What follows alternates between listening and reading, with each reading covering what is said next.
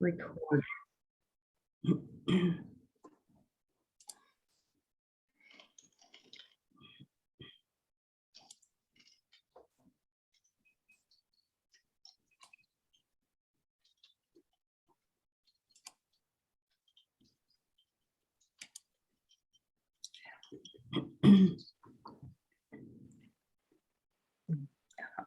Get rid of my press record note. Sometimes they don't do any good, even though I have them there. You guys all say, "Did you hit record?" So it is done. All right.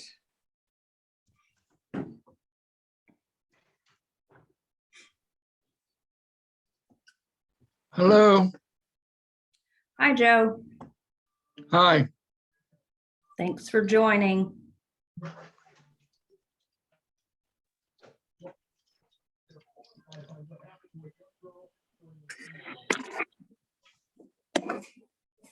Here's another Winding Waters group member. If you're gonna watch this, they tell me okay. I'm gonna mute. Wow.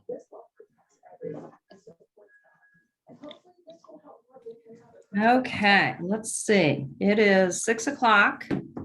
So let's go ahead and slowly get started and hope some people will join as we're getting going here. Let me see.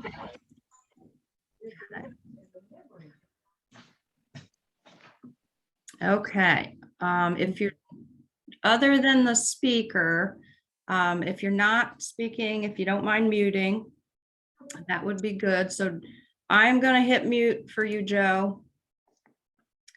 Okay. All right. Well, thank you all for joining us this evening.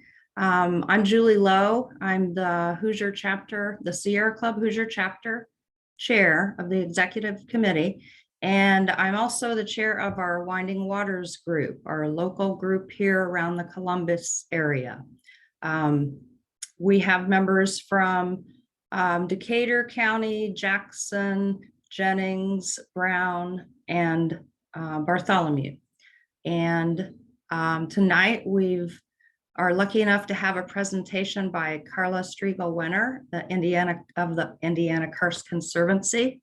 And she will present Caves, Karst, and Route Oh No of the Mid-States Corridor. And also right now, I wanted to let you know that we have the Sierra Club Native Plant Sale going on right now. And the final day to receive orders is April 1st. So you can go to our Facebook, the Winding Waters Facebook page, and get the order forms and see the brochure. You can email me. I think it's also on the Hoosier chapter website. I know it is. So you can get the order form that way. You can look at the brochure, order your plants, send a check for the total, and then you would pick them up here in Bartholomew County. That's the catch. If you live far away, you have to be here to pick them up on, I believe the day's May 20th. It's a Friday and it's on the brochure. So there's like a 6-hour window or a 4-hour window where you can come pick them up. So have a look at that. And I wanted to share our mission of the mission of the Winding Waters group. We do a lot of things, work on a lot of pollution issues, and we protect our water. But mostly lately, we've really been involved in protecting pollinators and improving their habitat, trying to restore their habitat, and getting on top of the invasive plants. And as I say on the slide, we partner with other community groups with similar conservation goals, and we are proud members of the Blazing Stars SISMA, the new SISMA here in Bartholomew County. And I also would like to thank the Bartholomew County Public Library for promoting and sharing this presentation with our community. And most of all, I'd like to thank Carla for agreeing to give this talk tonight. Here are some photos of some of the projects we're involved in with the Winding Waters Group, and all these people are executive committee members of the group, or spouses or friends of. And this is a photo of one of the last events we did in the fall before winter. We were able to do a city hike with our group and some members, and then have a dinner outside before it got too cold. And that was a really good night. That was a fundraiser night led by Joe Bronert, who's right there. And I'd like to let you know that tomorrow night we have another presentation, and it's about America's Red Rock Wilderness, fighting climate change and saving wild Utah. So you can go to the Hoosier Chapter website under events to get the registration. You can also, well, you can email me, but the easiest way to register and get the Zoom link for tomorrow night is to go to the Hoosier Chapter website. And later I will drop the link into the chat. Actually, that's what I was going to do. So I will do that. Let me write a note. Okay.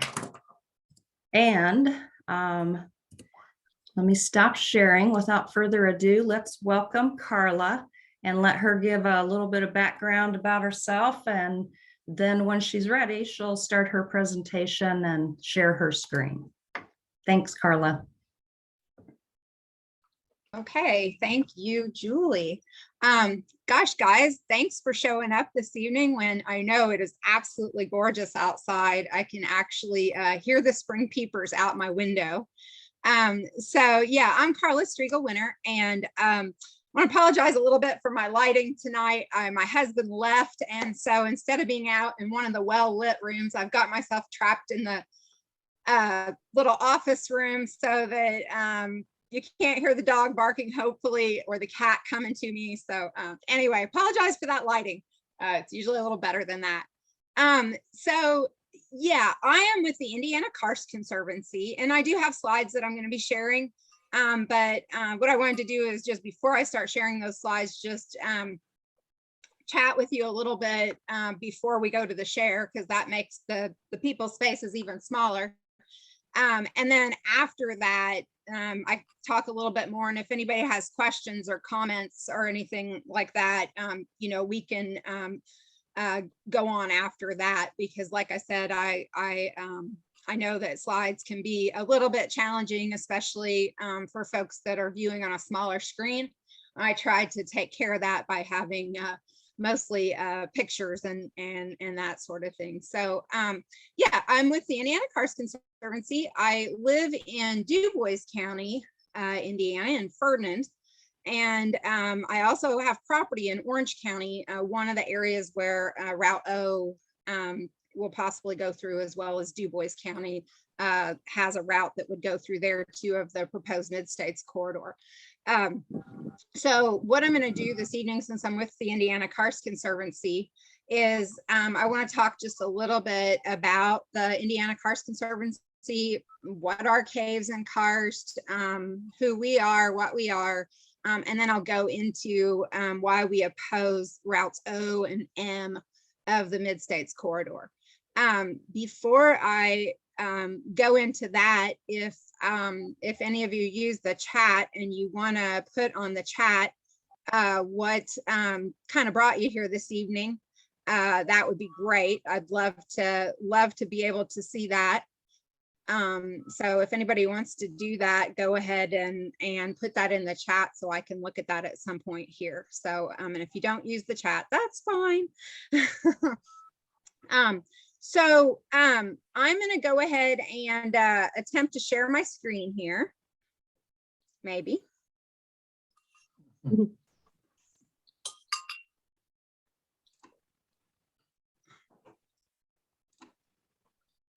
Okay. Oh, cool. I already have it on the slideshow. Everybody can see that. Is that correct? Yes. Yes. Okay. Wonderful. Thank you. And I don't mind, we're a small group, so when we're on this view, I can't necessarily see everyone. So please feel free to unmute yourself and say, hey, can we, go back to that slide, or what was that you said, or, something like that. Feel free to do that. Totally informal. So, and I am going to change my view just a little bit here. Okay. All right. So, yeah, so my name is Carla, as I mentioned. I'm with the Indiana Karst Conservancy. And, interesting. Is Oh, it- okay.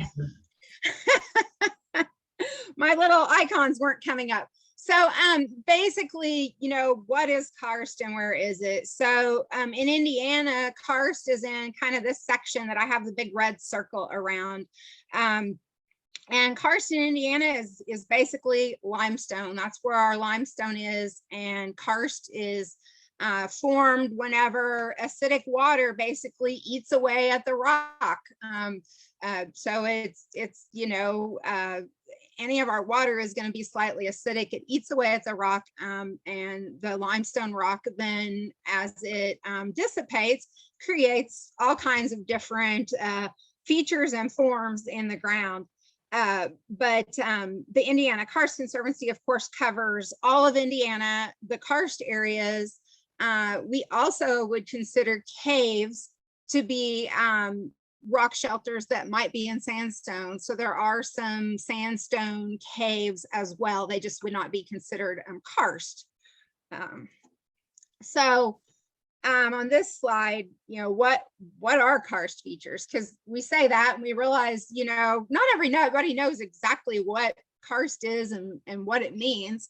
It actually comes from a land area. The name comes from a land area in, I believe, Yugoslavia originally, and it just kind of became the generic name for these usually limestone formations. So in Indiana, when we talk about karst features, and you'll hear me talk about that a little bit later, when we talk about karst features, we're talking about anything from sinkholes. This slide shows a bunch of different kinds of sinkholes, but we're just going to remember sinkhole. And then it also mentions sinking streams. So those are streams that may only flow when there's a lot of rainfall, and otherwise the water just goes right down into the ground right away. And there are things called swallow holes. And the swallow holes are places where that water goes even deeper into the ground. On this particular one, you see something called a shaft. We would maybe call that a pit cave. And then the other thing on this is showing sort of a cave level down below. So you have a cave spring. So all of these different things are sort of karst features. So when we talk about karst features, we're basically just talking about anything like this that is forming in limestone.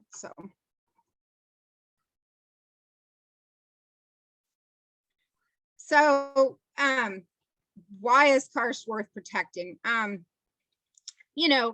Some folks might feel like this big sinkhole in the middle of their field is more of an annoyance than anything, but they are really unique. It's a really unique environment, caves and karst are, and they are worth protecting. Somebody want to tell me what is in this picture? Does anybody have any idea?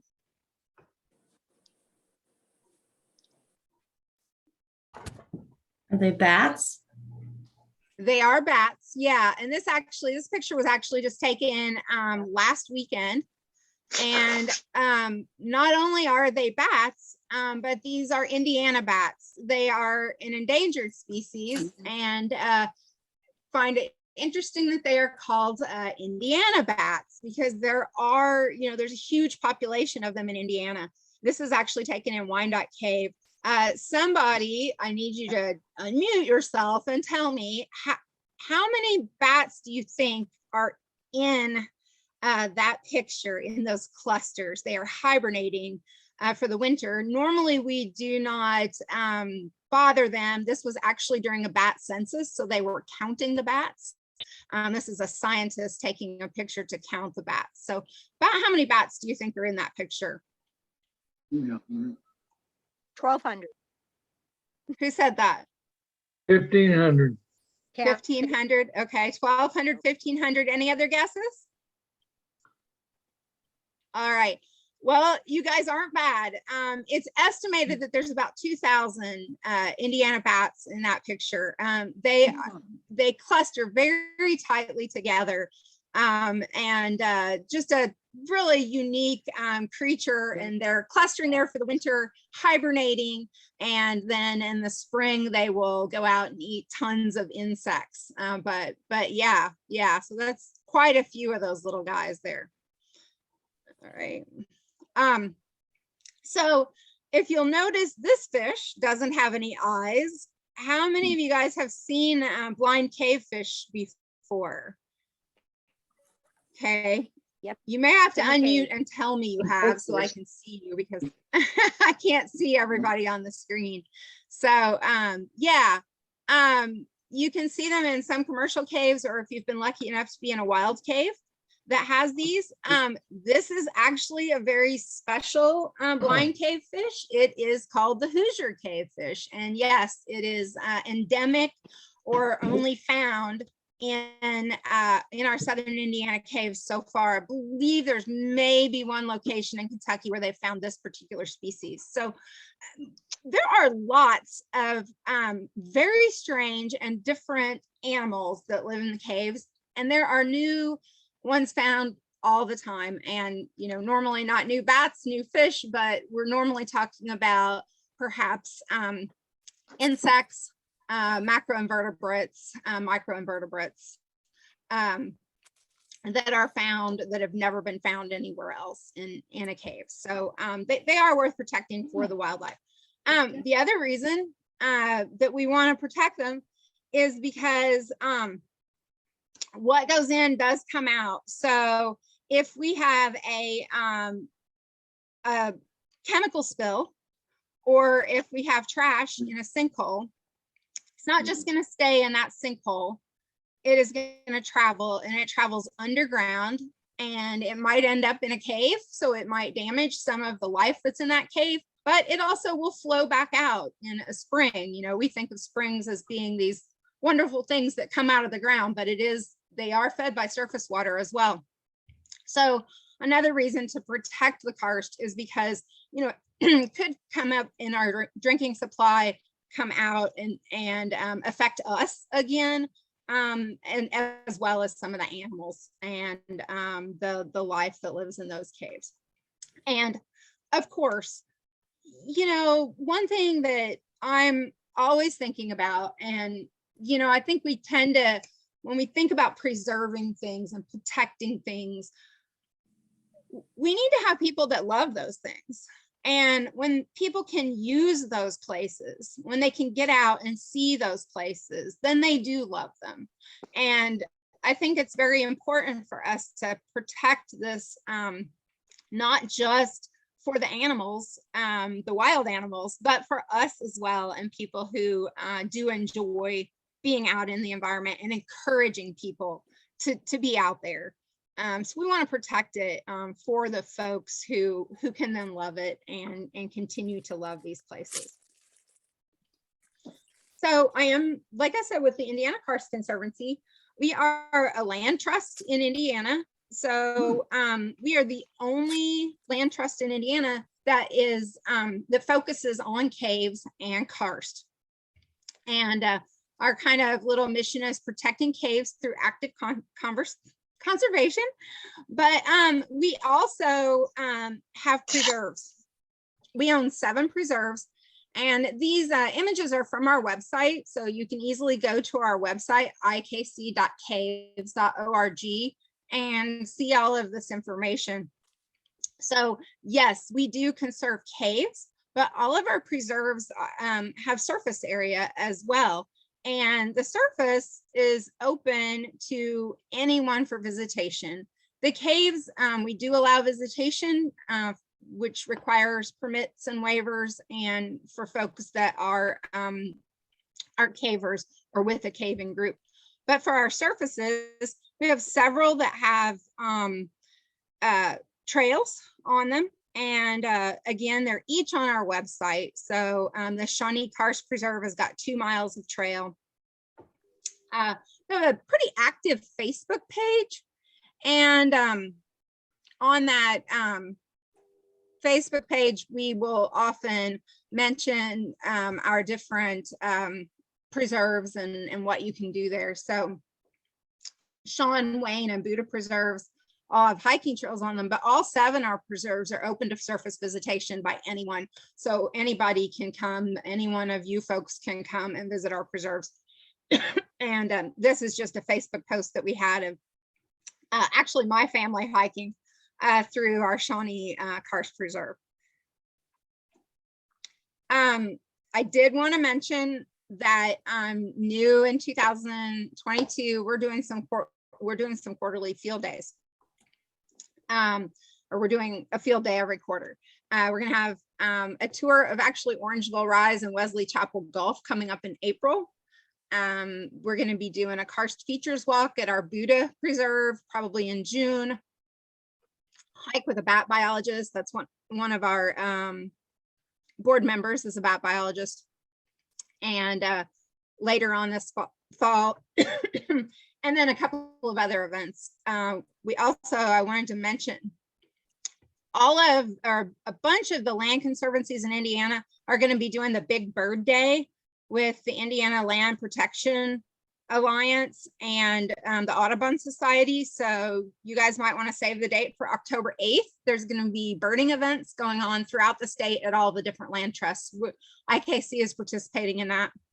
But a bunch of land trusts will be participating in that. So throughout the state, there'll be birding events on that day. So kind of wanted to mention that. So let's get a little more into one of the reasons that the Indiana Karst Conservancy opposes Routes O and Routes M. We do have a small preserve, the Orangeville Rise. It's a little less than 4 acres, but it is the 2nd largest spring in the state of Indiana. Have any of you guys been to that? I'm going to try to do a grid view here. Okay, I see that Joe and Julie have, and I'm not try to see everybody else. Some of you guys, yeah, several folks. Mary Beth has. And yeah, so it's a really neat place. And now often it's beautiful. I won't say it's always beautiful, because if you've ever seen it in flood, it's like this big brown torrent. And we're going to see why it's like that in a moment here too with one of the slides. That's weird. I have these green arrows. Can you guys see those green arrows? Yes? I do too. Yes. I have no idea what those are. I didn't put those there. Yeah. I don't think I mean, that's just odd. I saw them on a couple of the slides. I don't know where they're. Anyway, those green arrows, I don't know. They're just there. I have no idea why they're there. I did not put them into my slide presentation, and I'm not sure why they're there, but we're just going to leave them there. I think they've been on like each slide, so I don't know what's going on. So this is again from our website. So the Orangeville Rise, we do own it, and it is it's a state dedicated nature preserve. It is Indiana's 2nd largest spring. Who knows what Indiana's 1st largest spring is? Does anybody? Anybody want to make a guess? It's in Harrison County, down along the Blue River. And it's called Harrison Spring. So it is a really neat spring as well. But Orangeville Rise is the 2nd largest spring in the state of Indiana. It was originally owned by the Nature Conservancy, and they turned it over to us in 1999, the Indiana Karst Conservancy. So we own it. So it's a state dedicated nature preserve and a national natural landmark that we own. So if you've been there, you know, it is out in the middle of nowhere in Orange County, beautiful rural Orange County. And there's just, you know, a small roads and farms and just beautiful rural area out there. And proposed Route O goes this close to Orangeville Rise. Can you guys see my cursor? Yes. Okay, great. I tried the laser pointer earlier and I didn't like it, so I'm just going to use my cursor.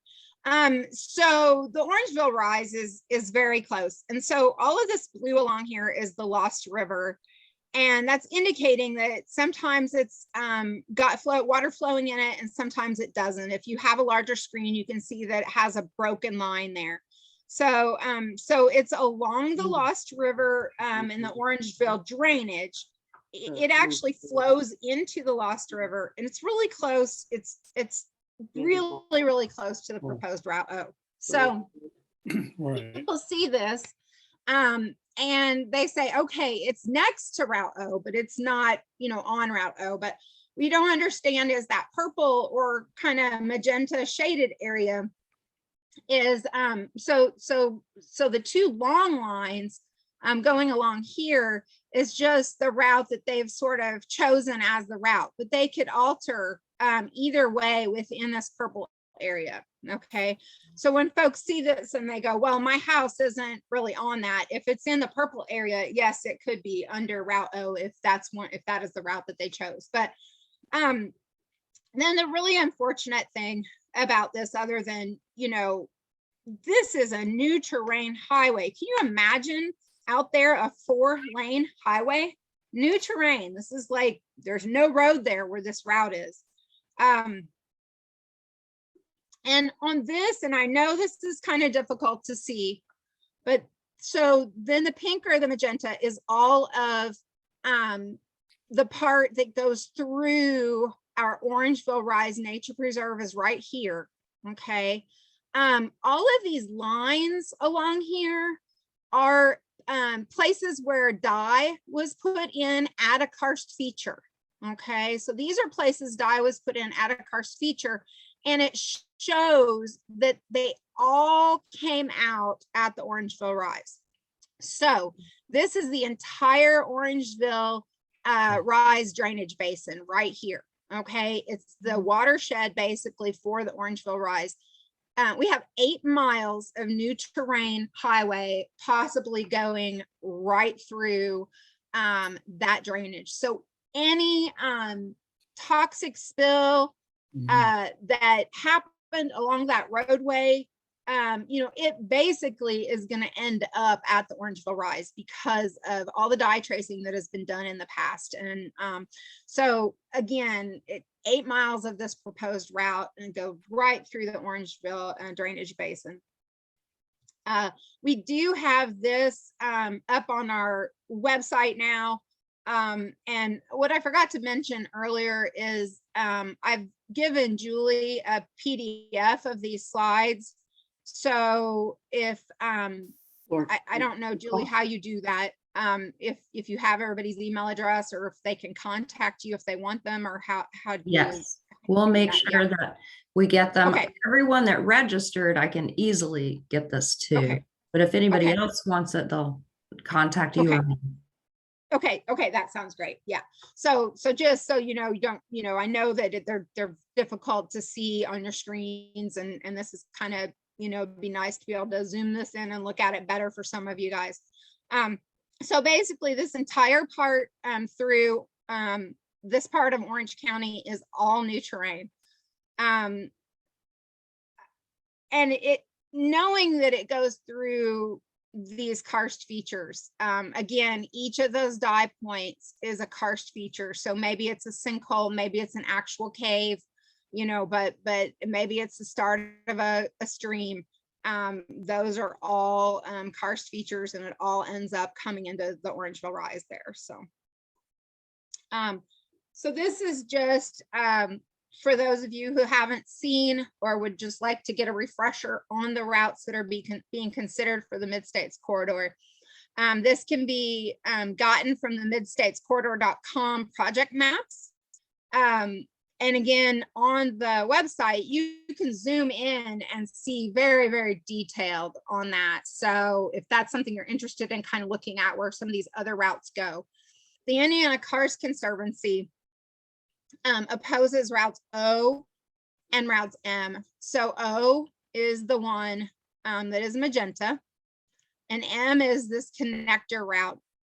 Both of those go through caves and karst, okay? And that is why the Indiana Karst Conservancy opposes these routes.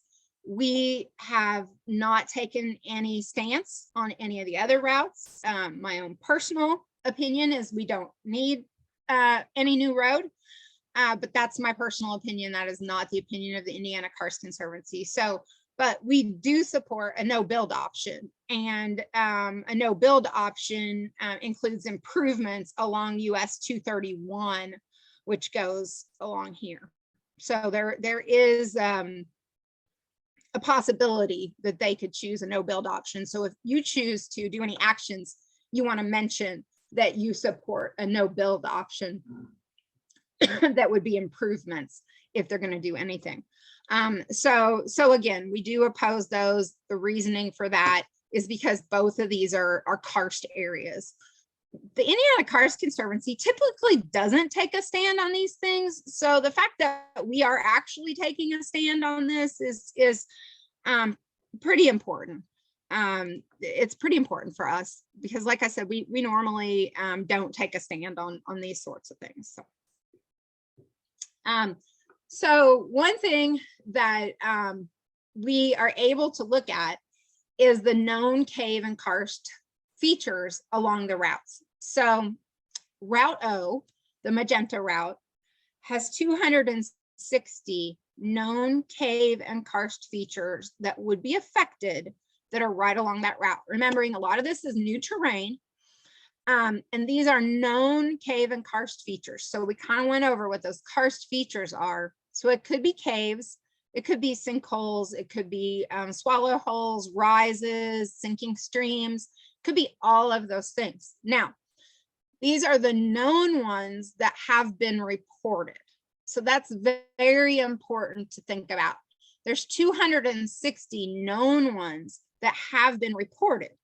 And these are basically from the Indiana Cave Survey, a group of volunteer cavers who turn this data in just on a voluntary basis. You found a sinkhole, you're going to turn it in, and it gets part of the database. So these are just items that are in the database. So, you know, there's probably 3, 4, or 5 times that.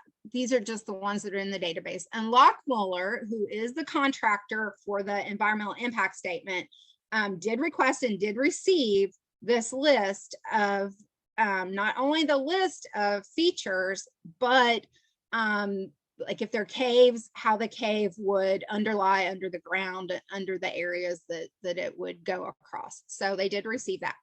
Route M, I am not as familiar with Route M, so I'm kind of focusing on Route O tonight.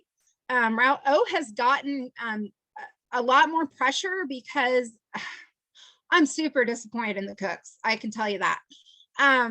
The cook group has been pressuring Route O to go through as they own the French Lake Springs Resort and the West Baden Dome.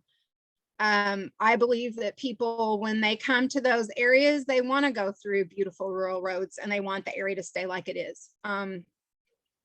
The cooks have done quite a bit for preservation in Indiana, and I find it very disappointing that they are behind pressuring rural folks to have this 4-lane highway, new terrain 4-lane highway through their area.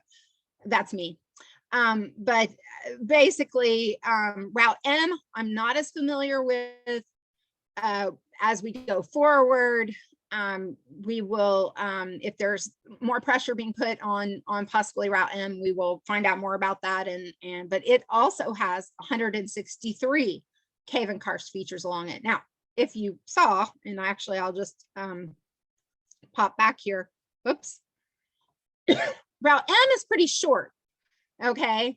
So Route O has got the most cave and karst features along it, but Route M is pretty short, and it still has 163 cave and karst features on it. So, you know, it's still, you know, it's quite an impact. And, you know, we know that when that karst is impacted, it is impacted not just in that spot, but downstream, underground, in our water supply, you know, et cetera. So, so we do oppose both routes O and Route M, and we do support a no build option.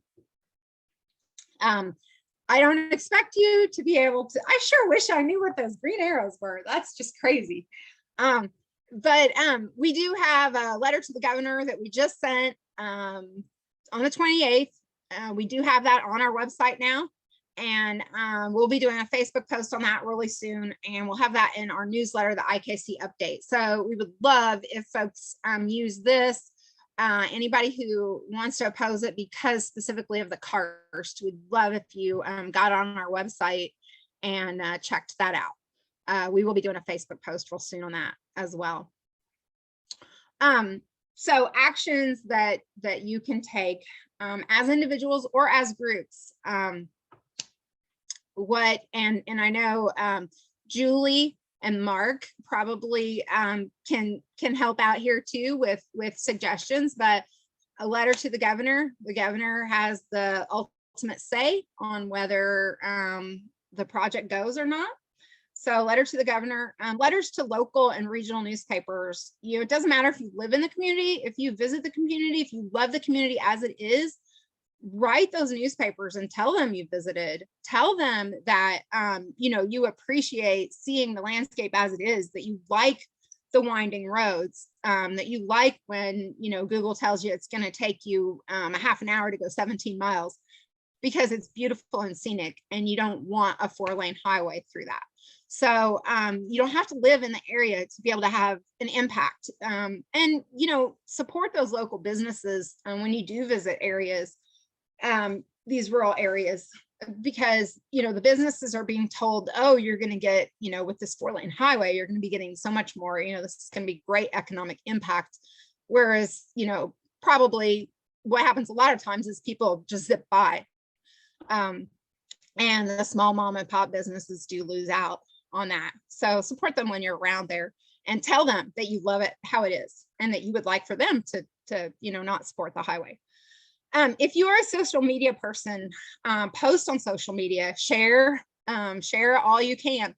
The Mid-States Corridor has got a great Facebook page, and you can get on there, like that, share stuff that they have, or create your own posts, and get that out there. When we have, with our Indiana Karst Conservancy Facebook page, when we have shared on Mid-States Corridor, that has been our most engaging posts that we have.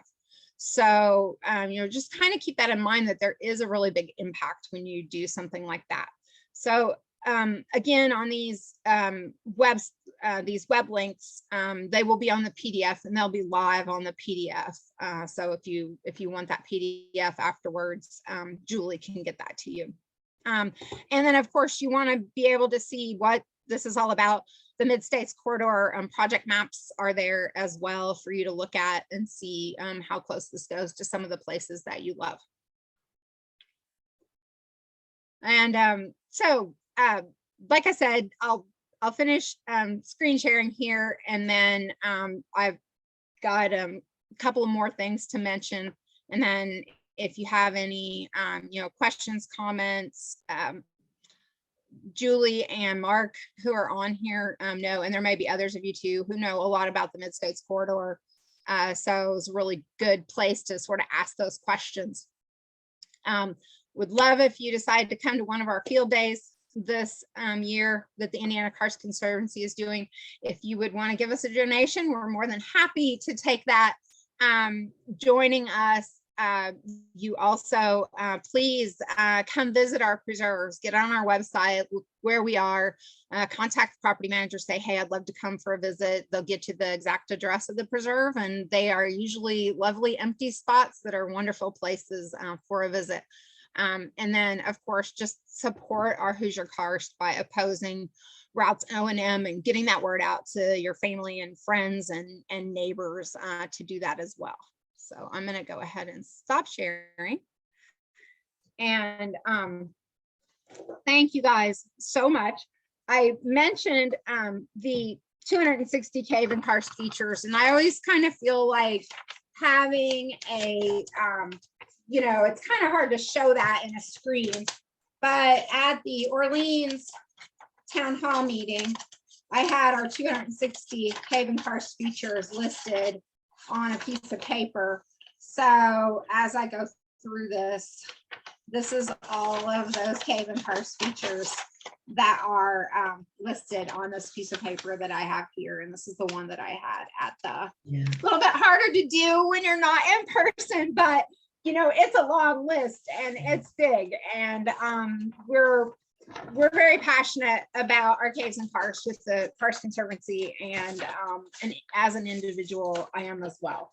So thank you very much. Do we have anybody that have questions about our properties or has comments, things that they've seen or done with the Mid-States corridor? We're just kind of open to whatever at this point. Yes, there are people that have questions, and I wanted to say that we have a picture of you, Carla, in the Hoosier chapter newsletter at the town hall meeting with your big long scroll that reaches the gym floor. So it was very impressive. I saw that. Thank you for doing that. We appreciate it. Now let me find some questions because they have been coming in. Thank you. People were saying that they have seen, have been in karst areas. I mentioned Spring Mill State Park, that I've seen a blind fish. There are lots of blind fish there in my lifetime. Yes. And then we had the geology puns going there for a while in the chat. Oh, I hate that when I'm talking, you know, you can't play with the chat. I usually love looking at the chat. So yeah. And then Marilyn said that we were told that Cook First was planning an excursion train of sorts going to French Lick, and she wonders if you know what happened to that idea about a train. As far as you mean like a tourist train? Right. Yeah. Marilyn, do you want to? Yeah, I was just told this last week by a Cook employee that years ago they were trying to get some kind of train to go down there, and I thought, well, that sounds so much more sustainable if there's a track already, you know, which I'm pretty sure there is. I don't know anything about that. Does anybody else? I do know that there used to be a line in between French Lick and Paoli. The trestles have all been, you know, that was a big thing at one point. Some people thought that should have been kept up, and all of that is, I think, maybe gone back to the original landowners and stuff now too. So that if it was something like that, that between French Lick and Paoli, that may have been what they were talking about, but I don't know if down or from other areas. Now there is connecting Jasper and French Lick. There is a train that connects Jasper and French Lick that goes on scenic tours. So there is that, but connecting other areas, I haven't heard anything. Anyone else heard that? Carla, this is Mark Notarz. Can you hear me? I can now. Okay.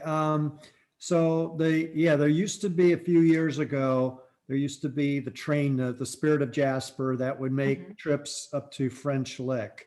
That train track is owned by the French Lick Railroad Museum. And unfortunately, the last year, it's, well, 2 years ago, because of COVID, they didn't run anything. And then last year, there's a section of the train track that needs repair that has not been done. So when we did the Spirit of Jasper trips out of Jasper, we could only go as far as just north of Du Bois and then have to turn around and stuff. So I don't know when. I think he's still planning when he gets the money, because it's privately owned, he's planning on getting those tracks repaired. And once they are, they'll probably resume that section, Jasper to French Lick and back. Okay. Anything else on the train? Is it the cooks that own it? Mm-mm. Okay. Yeah, I'm going to try to go through. Okay, so folks are saying I think some of these were folks saying why they want to, why they were here. A Bloomington group of, great. Okay. Sorry, it is hard to go through the. Well, I can tell you that Gary Moody is on, and he emailed me yesterday and said that Fish, the group that he is with, which is Fishable Indiana Streams for Hoosiers, he put a lot of information in the chat about the Center for Biological Diversity and Prairie Rivers Network sued U.S. Fish and Wildlife regarding the Endangered Species Act to protect Lake Sturgeon. Does it say that? Oh, HEC also sued. Fish did also. And they're expecting the endangered species. I don't know what the A stands for. Listing the Lake Sturgeon is expected in 2024 per final agreement. Okay, so the suit is over per final agreement of the suit. So thank you for that. Okay. And then, oh, thank you, Buffy, for letting us know how to save the chat. I appreciate that. Now, am I missing other questions in the chat that someone has asked? So I just kind of wanted to bring up the folks who said they saw the cave fish. Yeah, Spring Mill, the boat tours, that's a great place to see them. Blue Springs Caverns is a great place to see them. Interestingly, the boat tour at Spring Mill has been they didn't do it, I think, the last 2 years for COVID. We actually own an entrance, our Shawnee Karst Reserve, which that was on the slide, that was the trail map, is actually right across the road from Spring Mill, and we have a cave entrance there in the winter time. Cavers can actually go in that entrance and come out the boat entrance. They only allow us to do it in the winter time, but there are hundreds of cave fish in that area. So really neat to be able to see those guys, and they are very special. And all those cave fish that you're seeing in those areas, they are our Hoosier cave fish. And so that's kind of a really special thing, you know, that it's a special cave fish just for us. But I kind of wanted to mention that too. Also, somebody mentioned, Mary Beth mentioned, you went on a outing with Bob Armstrong. Oh my gosh. How wonderful is that? He was fabulous. I mean, Bowden personally knew him and was his champion, trying to get him to promote the Lost River down there. And so we did a couple outings down there and saw that Lost River and some of those karsts. And I know that's going to be impacted. Yeah, and that whole area that Bob went through, those of you who don't know what we're talking about, Bob has since passed away, but he was the person for Lost River. He had the Lost River Conservation Association, and he would have these tours, and he'd meet at Orleans, and everyone would caravan to all these sites, and he had different rises and sinks that were on the tour, and he had worked with local landowners in order to let people see these that they didn't normally open up to people. So he gave you a really great overview of how special this area is, and it is world renowned. I mean, we have folks that have come from all over the nation and placed from other areas in the world to see this Lost River area, which that Orangeville Rise is a part of. And yeah, it's a very special area. We're hoping, I would love to get something like Bob's tours going again. Again, we are doing a field day to Orangeville Rise and Wesley Chapel Gulf.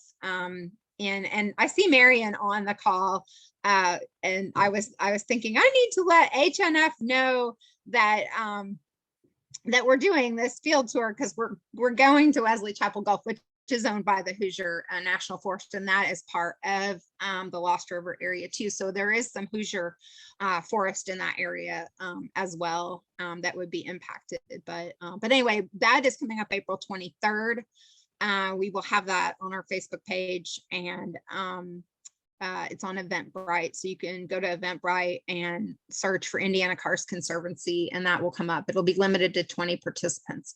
We'd also be more than happy to do something for a group, another group. So just if there's something we can do, let us know. Yeah. And we can still have more questions, but I wanted to let everybody know that because of this Mid-States Corridor project, this highway project that's mostly new terrain highway, which means there's forest there now, there's wilderness there, there's the Amish farm community there now. And that means they're going to tear it all up and put a 4-lane highway in, depending on which route they choose. So already Mark and the Coalition Against the Mid-States Corridor, a group of people that live in all these areas where these routes are planned, have organized, and they've had a town hall meeting in Jasper back in January. And a lot of people, I guess they were lined up out the door on a very cold night to get in. And then we organized a town hall meeting in Orleans, Indiana at the end of January. And now we would like to organize a meeting in Lawrence County and also for Martin County. So that would be the routes O and M that Carla has been talking about. So that's sort of one of our next steps as the Coalition Against this project. We're asking people to come and participate at this town hall meeting, see the maps up close. You know, Highway 37 is going to be all the way through Lawrence County, is going to be widened if they pick this route. And as it turns right from 37 onto 60, I think I've got that highway right, 60 that goes towards Lagodi, the widening of the highway will go down 37 and then take a sharp right towards to 60, and then go south all the way, like diagonally through Orange County, the magenta route that Carla showed. And that is all countryside. And that's just those two counties. I mean, it goes all the way down to the Ohio River. So if you're all interested in a town hall meeting, we really want to organize one, and we've talked about it a little bit, and we think the best location to get both counties is up at the 4-H fairgrounds in Lawrence County. And that would kind of be a pretty fair drive for everybody to meet there. So let us know, Carla, me, or Mark, or anybody, the Hoosier chapter, if you want the town hall meeting, and we'll keep you all posted. And like Carla said, if you can just get this message out to people, you know, if this goes any farther, you know, it's going to change. It's going to change where we live. It's going to change where we grew up. And it is going to be an exit ramp. You know, it's really easy to turn your signal and just pull in a gas station or the Wendy's or the cool Mexican restaurant in Mitchell. where, it's right there on Highway 37.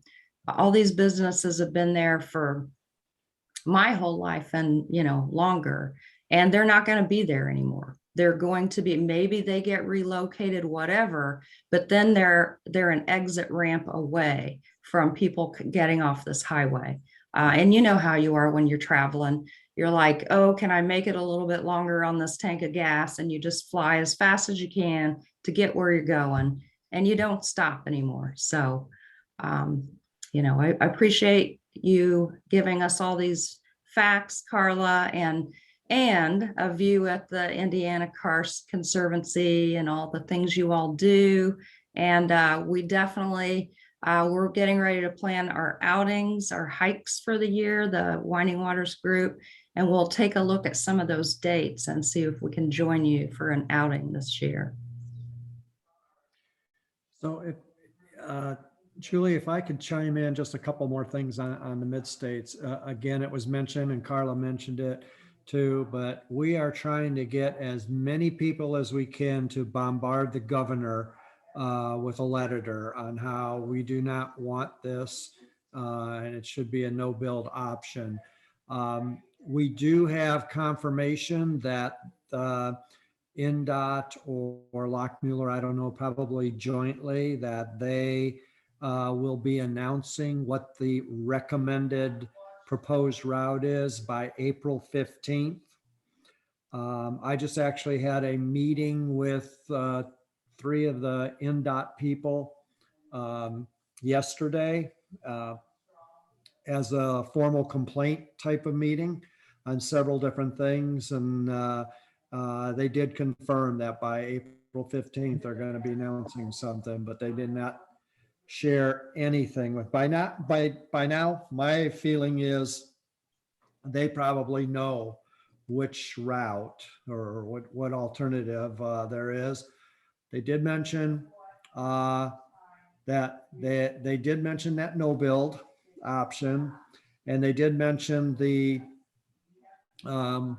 improvements that to Highway 231 that the governor announced last summer has definitely weighed into the decision on what the preferred proposed route will be. So that's all we know at this time.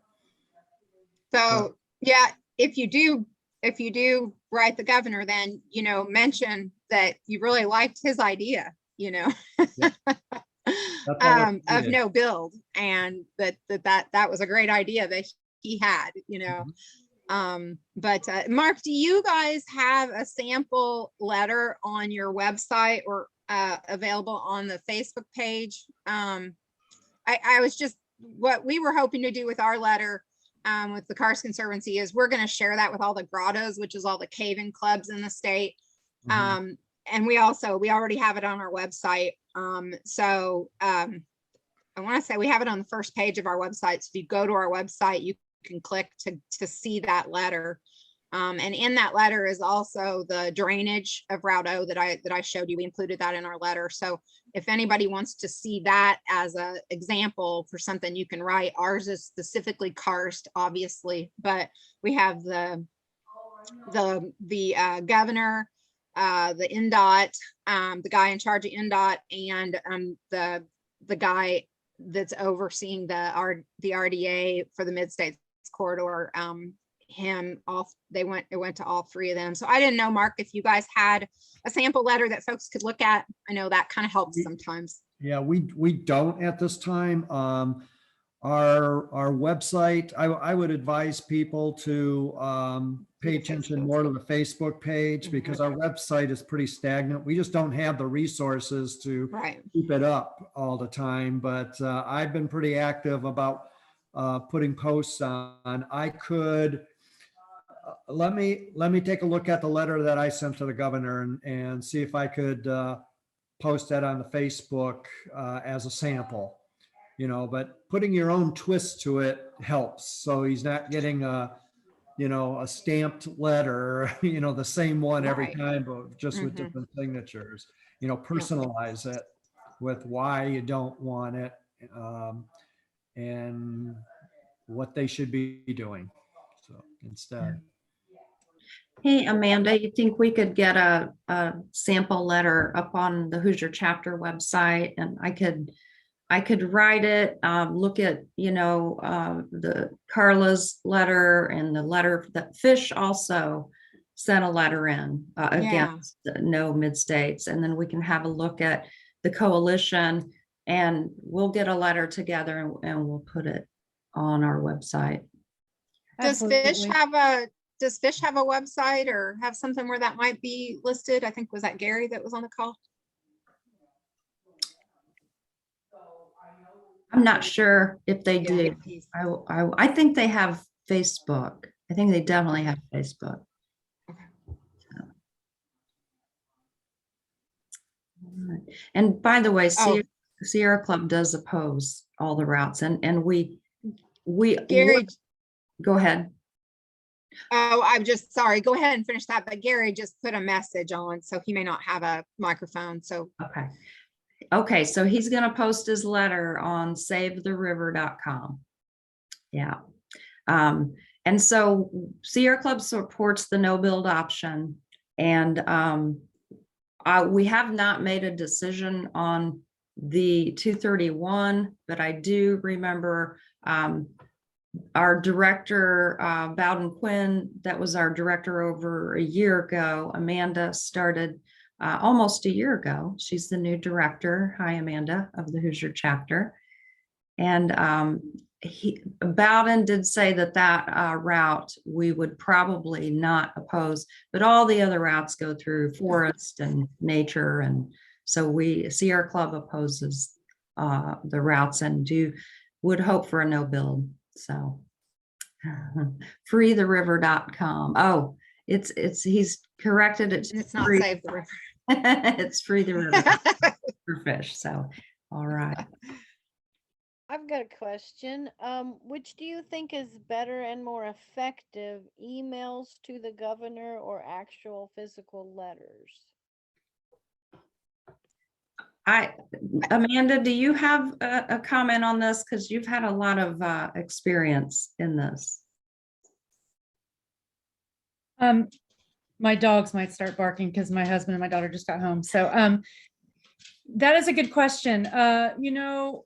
Honestly, the governor himself probably doesn't.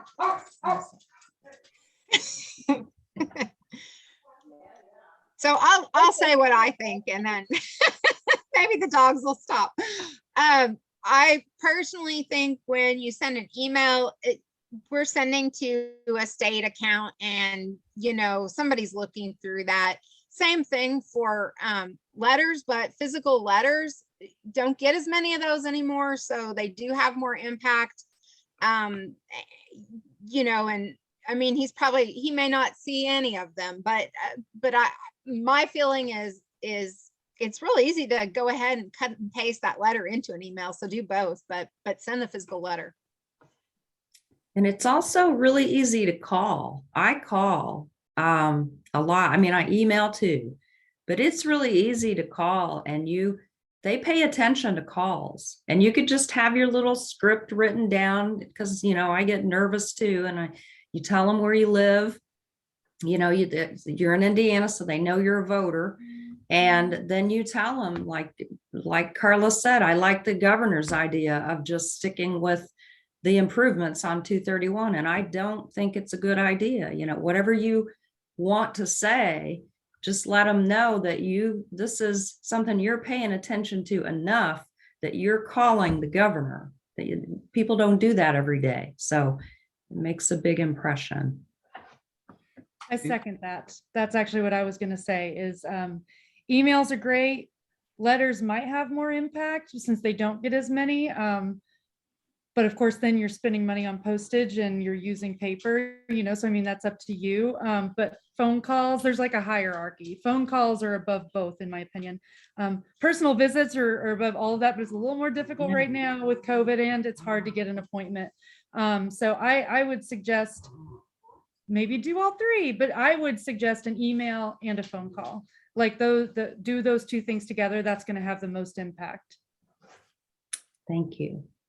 The other thing I can mention too, if you send, you either call, send, or email a letter to the commissioner of NDOT, they have to put that in the records that go into for determining this road for, so I don't know what they call it, but anything that gets to them that is focused on the Mid-States corridor, pro or con, goes into this bucket of information that they have to go through that gets sent to the Federal Highway Commission. Good point. Thank you. Yeah, it's like record, right? It's a record that they are required to keep and required to share. Yeah. So it's a good point. Okay. Any other comments or questions for Carla or anybody else on the call? Okay. Well, Carla, thank you very much. You have any other closing remarks or suggestions? Oh, you're muted. I'm sorry, I just, all of a sudden my slides came up and I lost everybody there. Yeah, no, not at all. Just thank you so much. And thank you all for your passion and to do what you can do to stop this and go for a no build option and for everything that you do, because I know that everyone on this call are active folks who are caring folks who are out there sharing the word on many different things. So thank you for that. Thanks a lot, Carla. Thank you all. Bye. Thanks, everyone. Bye.